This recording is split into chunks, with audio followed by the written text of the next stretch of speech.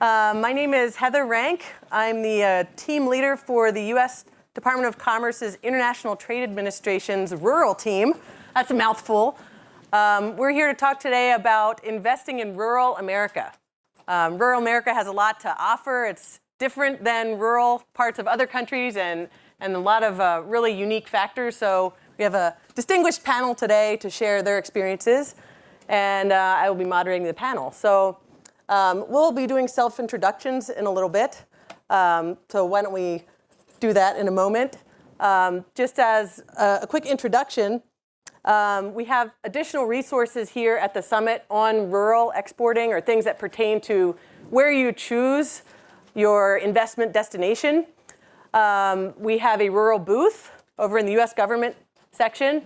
There's also some Select USA stats, some other booths and state booths and economic development organizations where you can get a lot of on-the-ground information from different parts of the United States, including rural areas.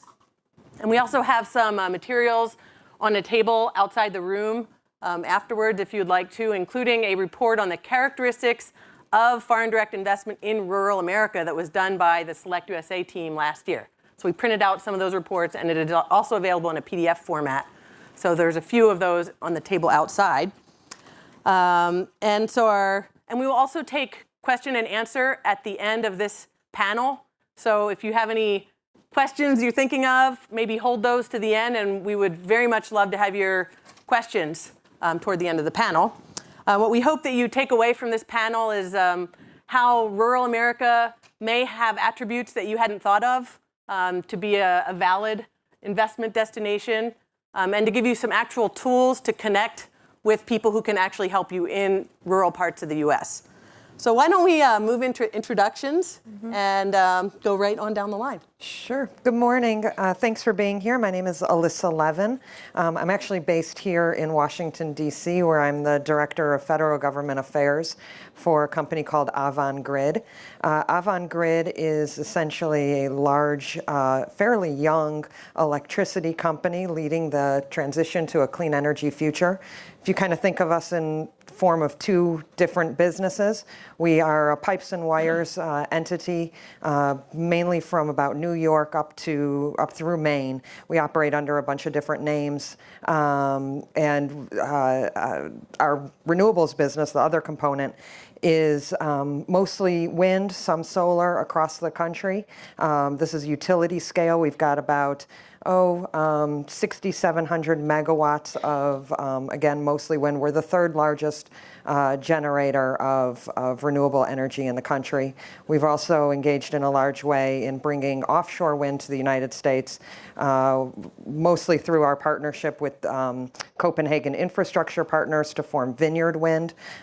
It will be the first large-scale offshore wind project in the United States, about 14 miles south of Martha's Vineyard.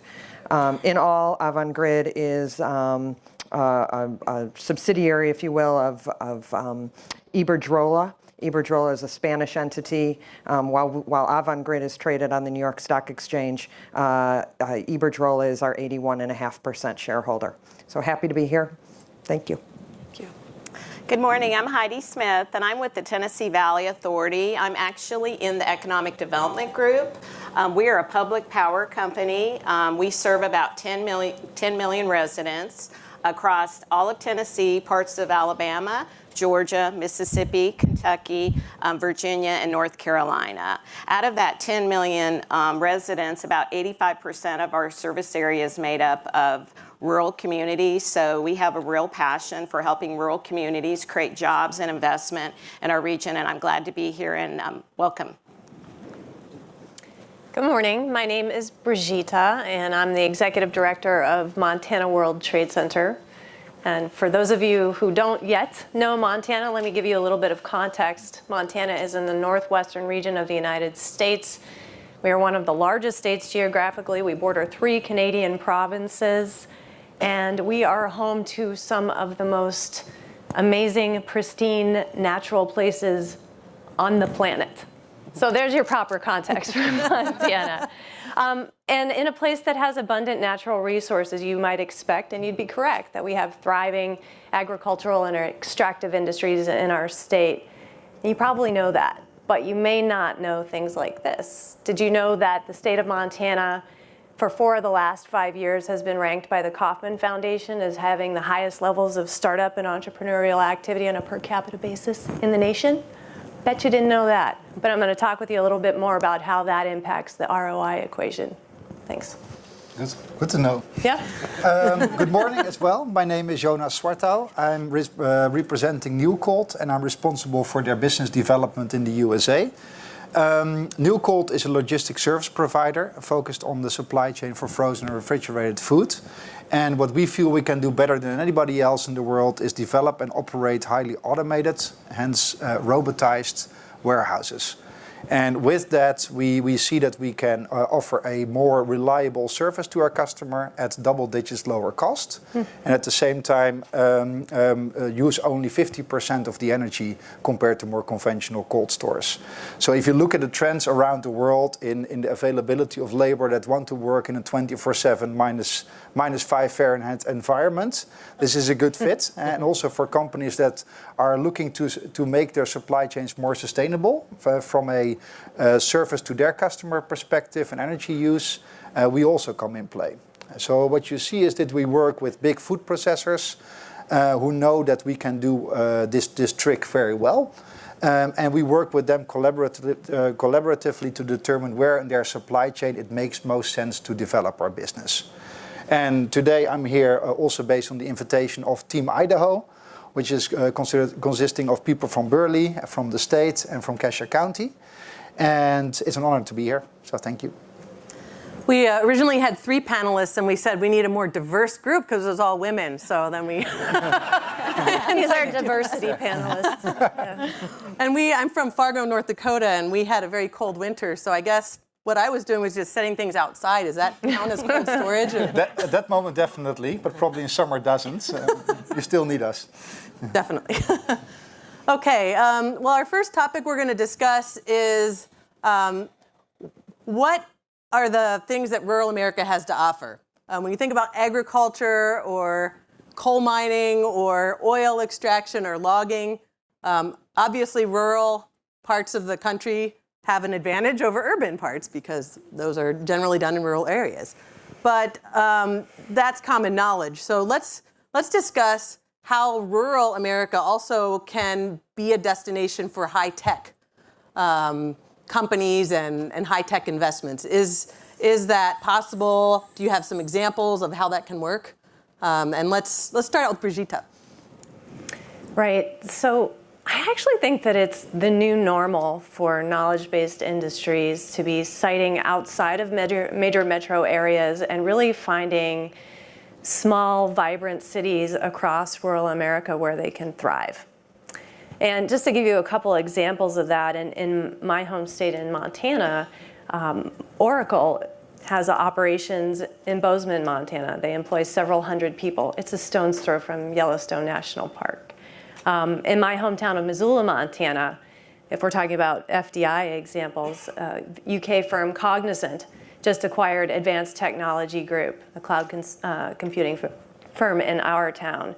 So the reason that these multinational companies are making this decision really, it centers firmly on return on investment. So let me talk to you about a couple areas, they're parts of that return on investment equation where I think some small cities in rural America really have a competitive advantage. We'll drill down on those a little bit. First, turnover, or more to the point, lower turnover. Just to frame that a little bit for you, I think it was LinkedIn that did a study in 2017 looking across industries at turnover. And as you might expect, the tech industry has a very high rate of turnover. I think it was maybe second only to retail trade, something over 13% a year. Even the tech giants like Google, they don't typically hold on to their tech employees for more than 1 year. So think about that.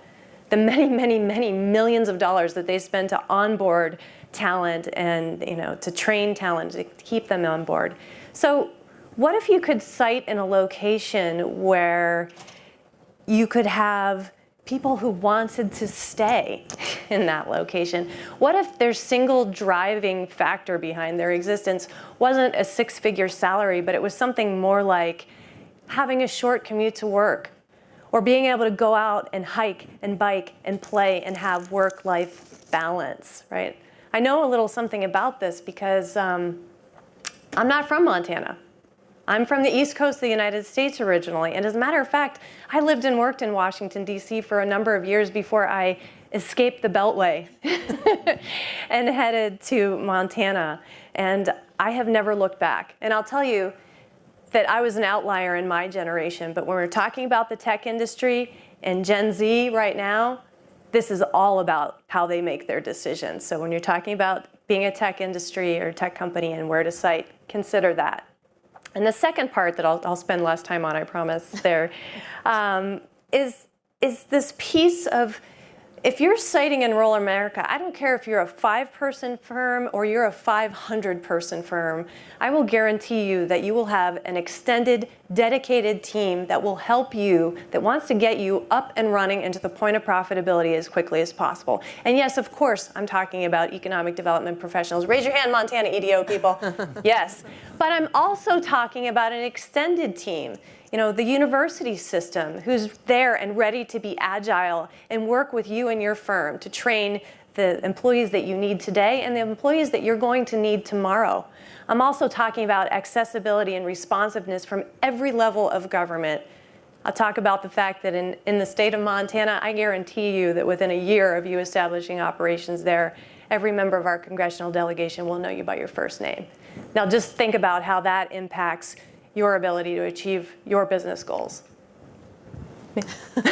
Heidi, I had you next. Yeah, so kind of building on this next gen pipeline. So across our service area in rural communities, we're finding some really, really unique ways that the communities are getting the younger generation interested in the workforce. For example, we have across our service area where many industries and educators are joining forces, where actually teachers will take time off on their service days, go into a manufacturing operation and actually work and see what the job skills are necessary for that young workforce to come into play, and also getting that young workforce interested in manufacturing and maybe some non-traditional industries. We've got some other communities across the service region that are doing a lot in writing of resumes, helping 6th and 5th graders interview. Again, just really drilling down on the skills that are going to be necessary to come into the workforce and how they can be productive in their community, and then kind of touching on the point earlier of getting them to stay in that community, wanting them to live and work in that community. We're seeing across our region many STEM schools, coding camps, STEM camps, and we even have one community, I thought this one was really interested, where they actually have 5th, 6th, 7th, 8th, and 9th graders that are actually building rockets. And so to build the rocket, you sign up for this camp. The rocket has to get 850 feet altitude. It has to fly around for 45 seconds, and it has to carry 2 eggs in its rocket. So I think that's just a really interesting way to show engineering schools, problem solving, math and science. So I think you're seeing that all across rural America. And I think that's really, really exciting, and it's a great opportunity for investment. Great examples. Alyssa, do you have something? Sure. So AWGrid has operations in about 24 states, and particularly where we're building the large-scale wind farms, as you can imagine, that's largely rural communities. When we look for workers, we're looking for folks who do have perhaps a farm background because it's provides some transferable skills. Veterans, which also provide transferable skills. We look for where there are technical and community and kind of skills-based classes or schools in order to provide the background, and then we will provide even on-the-job training as well. These all help to keep people who want to stay in their rural communities. It keeps them, as as others have said on the panel, close to family, allows them to grow their community, et cetera, and we're happy to be there. I will also say we're building a very large transmission line to bring hydropower from Hydro-Quebec down into New England. We're looking at that project providing around 1,600 jobs during the construction phase, largely through rural America. So to the extent that we're able to build up and build the community through job opportunities, we want to be able to do that. Finally, I'll just add that it alternates kind of almost every other year, but solar technician and wind technician are the two fastest growing jobs in the country, and are expected to be so for probably the next 10 years. Very interesting. Jonas, any additional points? Yeah, exactly. So the interesting part, of course, about agriculture, for instance, it's a topic that everybody knows for the rural side. But I think in general, throughout the entire value chain of food processing, you see technology playing a larger and larger role. And that enables companies to do things better in a larger scale and more efficient. So I think we should step away from just seeing tech jobs as people who code or make chips. Tech is all around us. In every company, you cannot go around technology. And that's what you see with our key customer, McCain Foods. They invested in the most modern French fry factory expansion in the world in Burley, Idaho. That's a real rural area. And we built the most modern automated cold storage facility in rural USA. And that's because simply it makes a lot of sense to use technology in our business. What it does at the same time, it generates jobs not only for people that code, but especially also for people that use technology. And the idea is that people that use technology needs to be a master or a doctor in something is not true. Mm-hmm. It can be everybody, even people that miss school at some point earlier in their life, but are just really engaged and really smart and have worked on a farm or managed a shop. Those people can get the skills to work with technology. And what we have found coming to Burley, Idaho, where there's a tremendous growth going on, we were afraid that we couldn't find the skilled people because there was such low unemployment. And the complete opposite has been true. Mm-hmm. We are an exciting company to work for, people find, and there's a lot of skills that people bring from other parts of the value chain, for instance farming, for instance food processing, or just totally unrelated jobs. I believe we have one person that kept the stock control of a redistribution place for used products. There's a lot of people with a tremendous mentality and skill set to work in our highly automated facilities. And I think for that reason, we came there because McCain Foods asked us to come to Burley. But I think if it makes sense for your supply chain to be on the rural side of the USA, don't be afraid that you find the right people, because they are there. Several of you touched on working with educational institutions, even down into elementary or middle school. And if you're visiting the US, you may not realize that the model of education we have here is significant local control of education. And local school boards dictate the direction and policy of schools in every single town and school district across the country. So there's a huge amount of variation, but there's a lot of flexibility in that as well. And if the schools, the elementary and high schools, you can actually influence them more than if it were a nationally determined curriculum, or it's a lot more local variation than in other countries in the US.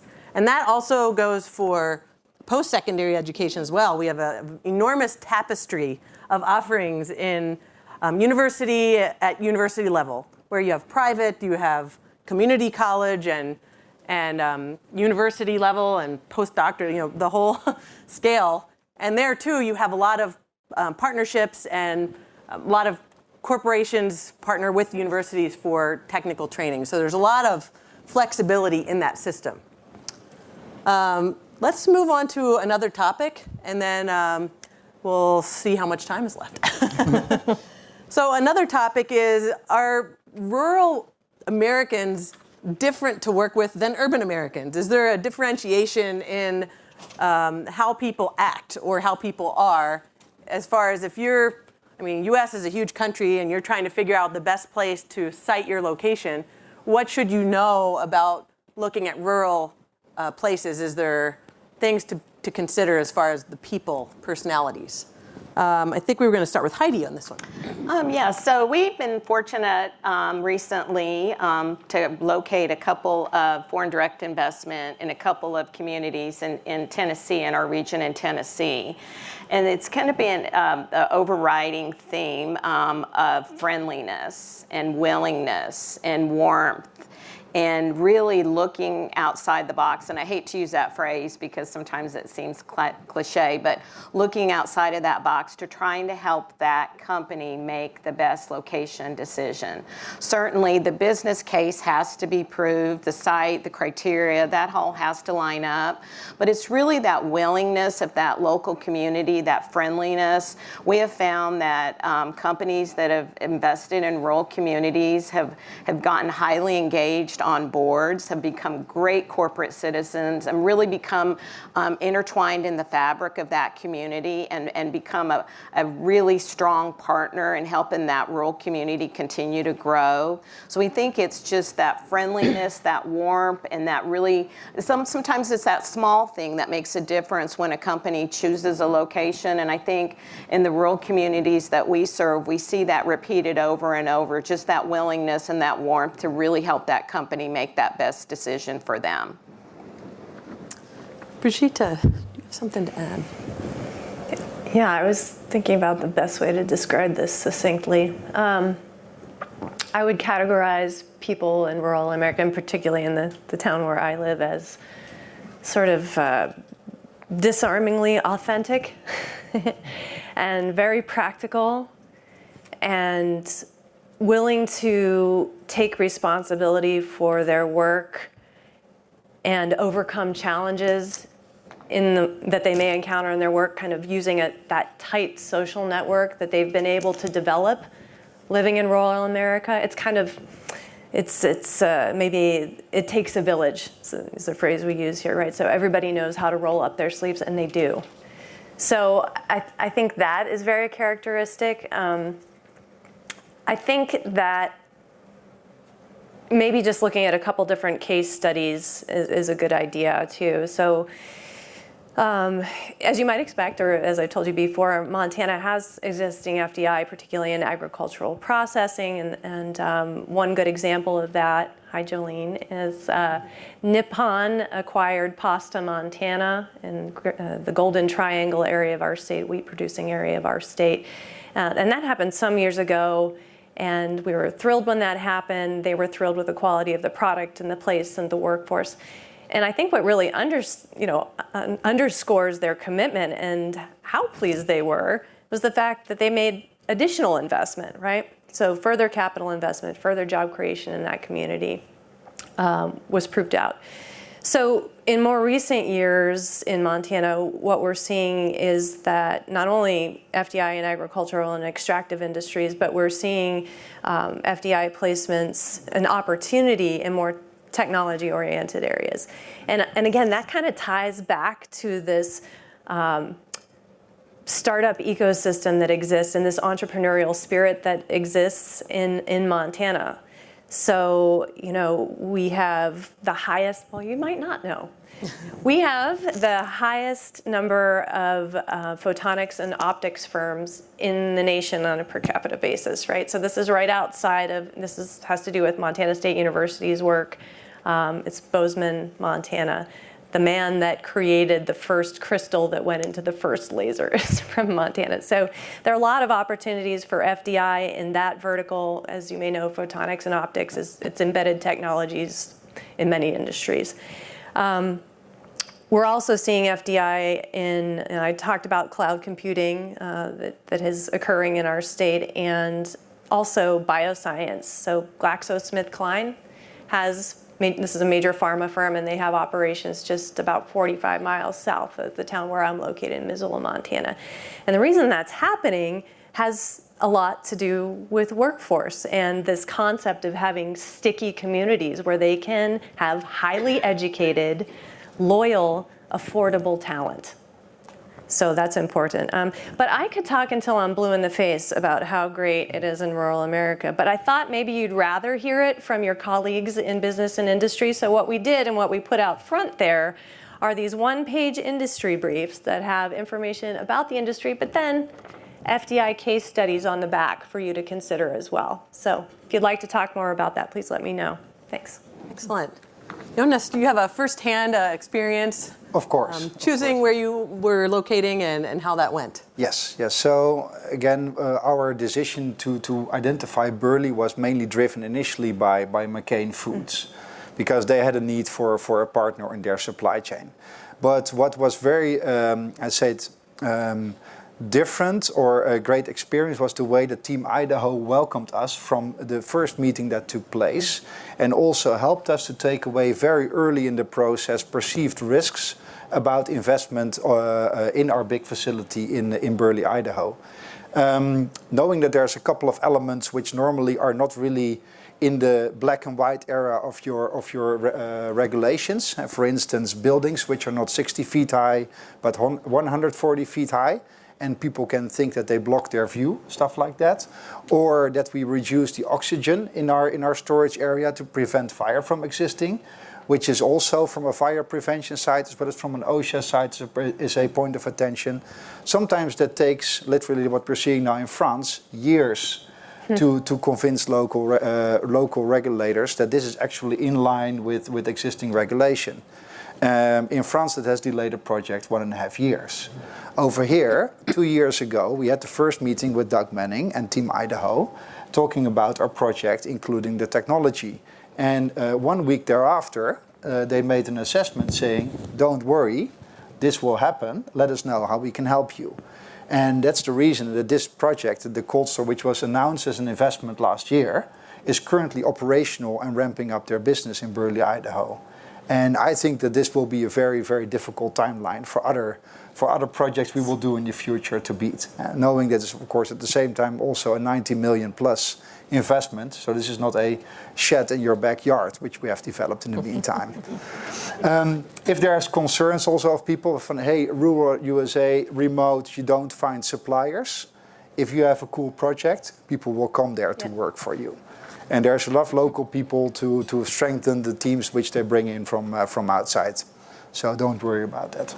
Did you work with a community college? Was there a connection with that? Not yet, but we hope that our system operators, maintenance people, people that work in our facility with our technology, will increasingly be coming from those community colleges, because that's exactly the right education level. And if I can quote our site manager, Derek Betke, he said that in the past, when he graduated from an MBA in Utah, he had to go to the other side of the USA to find a good job. But by investments like McCain and like Newcold, people with good education can stick around locally. And I think that's going to create a cluster of activities. And having a pool of labor available to manage that is exciting. Melissa. So by and large, what we've found in rural America, particularly when siting our renewable energy projects, is a welcoming environment.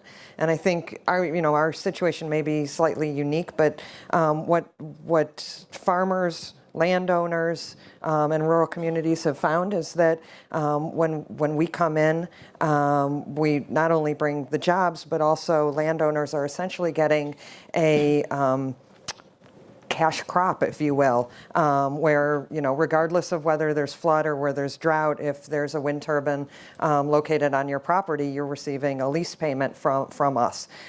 It helps people to, in some cases, keep their farm in their family, or it helps to provide kind of some, if you will, some sort of 401k or insurance plan for the family. And then if you think beyond the community, in a lot of the communities we're operating in, we are the largest taxpayer. We help fund initiatives at the schools, at the libraries, fire stations, et cetera, through our tax base and also our community efforts. So by and large, we do find a very welcoming community when we're looking to invest. And I guess you see that through our round about 60 projects across the country and round about 4,000 landowners. So to summarize a little bit, what might be unique in rural areas is if you grow up on a farm or in a rural area, you kind of have to be a jack of all trades. You have to learn a lot of skills, and you may be doing building, you may be doing agriculture. I grew up on a farm as well. I mean, you're a veterinarian, you're an agronomist, you're all these things, and it gives people a diverse skill set that may not be on paper, but it gives a lot of creativity and know-how and kind of can-do attitude that's very useful for employees to have this kind of attitude and background, because they can draw on that skill set gained over a lifetime and use it in different ways. And they're also creating businesses that might be appropriate targets for, vertical integration of supply chain through FDI. Yeah. And farmers are some of the most inventive people. They are. A lot of inventions Absolutely. came out of farmers' heads, right? So let's tackle another topic here, and then we'll move on to Q&A. So if you're selecting, do you have any tips on site selection? The United States is such a huge country, and even over at the rural booth, we were chatting with someone this morning, where should I go in the United States?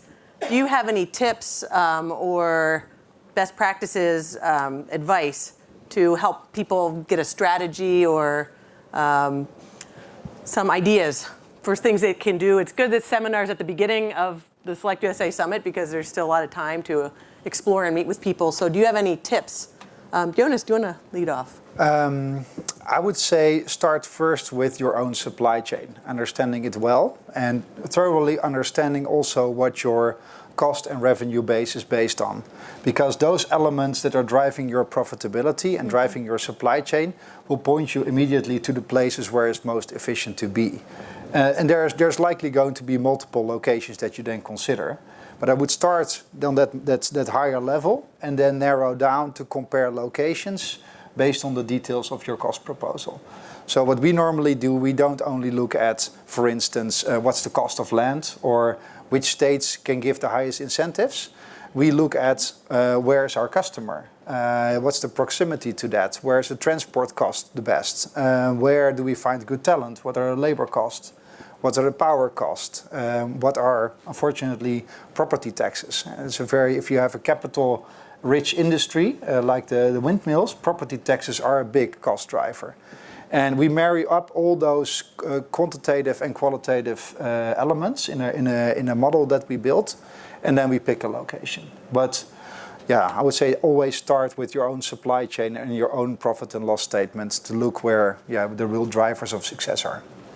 So you developed your own software to kind of analyze locations and choose? I would be lying if I said yes, but this is an Excel spreadsheet. So it's quite You may have heard of it. an artisan approach to it, but it works. Yeah.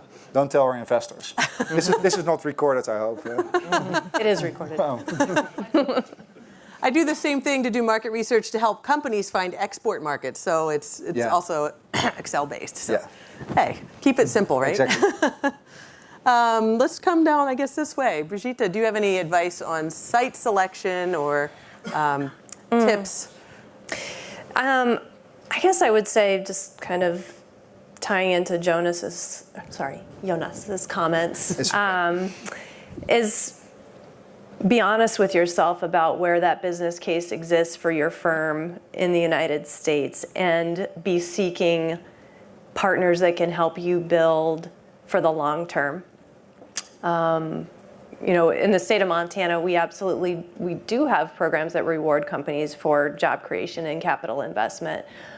But the incentive programs that we offer, and I noticed the incentive session earlier was brimming at the door, they were turning people away.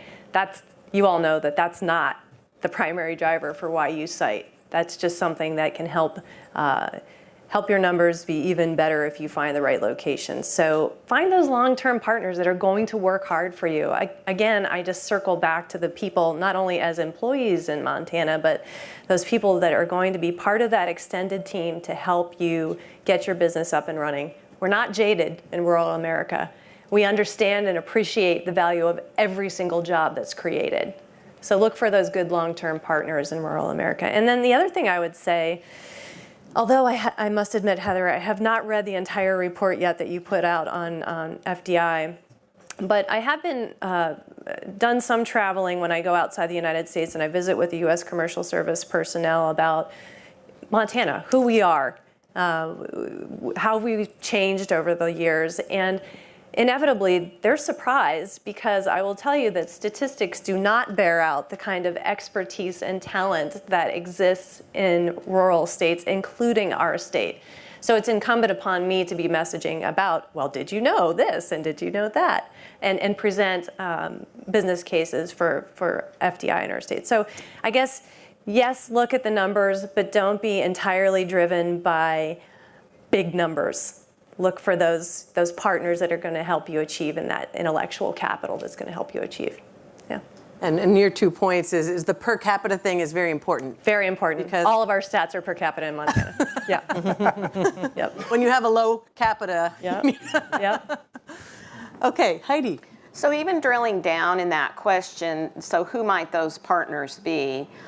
Certainly Select USA has a team that can help you. Local power providers, utility companies like TVA can help you. But I think sometimes your best advocate and your best partner will be that local community or that region that you're working in. They're the ones that live in and work in that area. They can really help you through the process of understanding, but state agencies are very good, regional partnerships are good, but that local community is the one at the end of the day that's going to really help your company understand what's available, what's not available, how can it work, and really work through that problem-solving phase with you as you're making a location decision. But the partnerships are out there, and I think everyone mentioned is more than willing to be a partner and is equally interested in your success.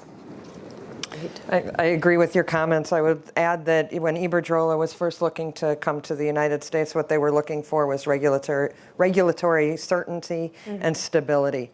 And they found that here in the U.S. And when you drill down and you look at the various states, same thing, state laws, state regulatory certainty, local and regional as well. All of that has been critically important to us, as we go out and look to siting and, does a state have setback laws or siting laws and restrictions?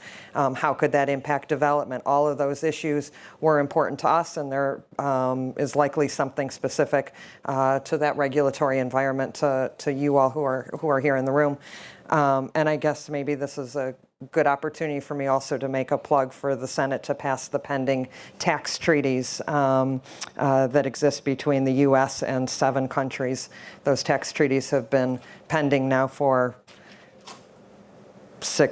at least 6 years. I've been working on them for 6 years, so waiting to get those across the finish line, and hope to get those passed, as that would create more certainty for companies that are investing in the U.S.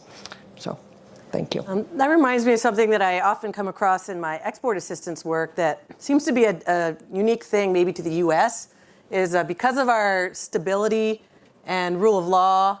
I find that a lot of companies there's a lot more trust that people are going to be honest and authentic, and not everyone's trying to cheat you every minute, because our legal system protects companies. If you are wronged in some way, our legal system will likely be a strong resource for you. So people tend not to rely as much on, I mean, there's 2 sides of the coin. I'm speaking probably more of smaller businesses, but there's a lot of trust in business relationships that I think is predominant in the U.S., but we do have a lot of lawyers too.